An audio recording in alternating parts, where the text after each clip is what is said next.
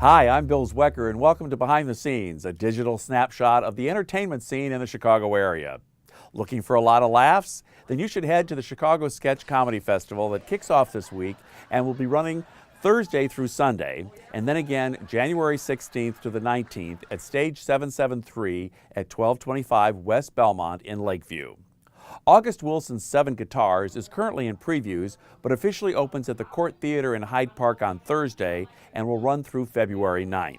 For something completely different, the professional bull riders are bringing their big championship events back to our area this year. That all takes place Saturday and Sunday at the Allstate Arena.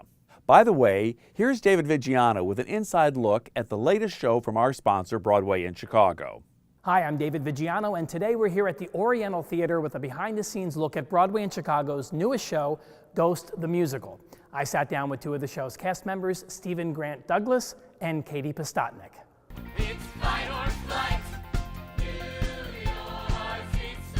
All right, so I want to get right into it because all the buzz around this show centers around a lot of the special effects. Right. So tell me about that. The thing with Ghost is, in the movie, you have the privilege of having computers and post-production, and in our show, we don't have that. So all of the things that happen in front of a live audience are happening. So did you have to go through some magic training? Yeah. We did, yeah, absolutely.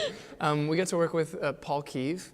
He is dubbed on our bill as an illusionist. So yeah, he taught us kind of the tricks of the trade. We can't really tell you too much. You have to take the magician oath. We had to take an oath. Magic rehearsals, and then got into tech and figured it all out.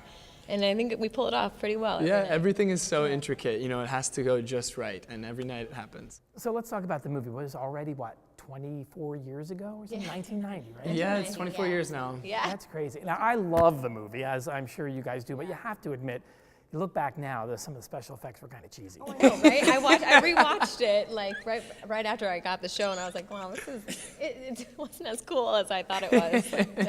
But I love the movie, and I love the story, and I think the musical is such a great adaptation of the movie. So much of what you know and love from the movie is in the musical. And speaking of some of this cheesy special effects, friends and family of ours have seen the show and said that it's almost better to see it now because we have capabilities of making more interesting effects, more interesting. Yeah, there's something special about live theater and seeing what the movie. I'm trying to think of how to word it. You know, spirits, demons, things like that.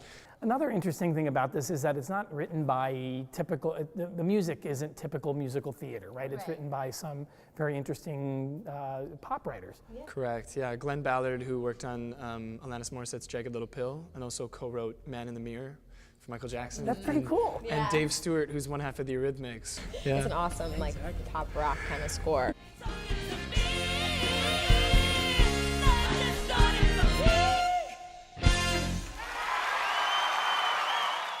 Thanks, David. Now for music fans, don't forget the Chicago Blues and Bluegrass Festival is truly a happening thing at various venues around our town, and that's all happening this weekend.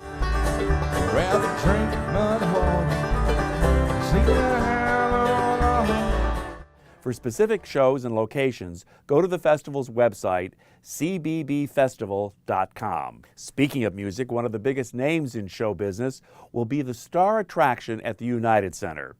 That all happens Thursday night, and of course I'm talking about the one and only Jay-Z.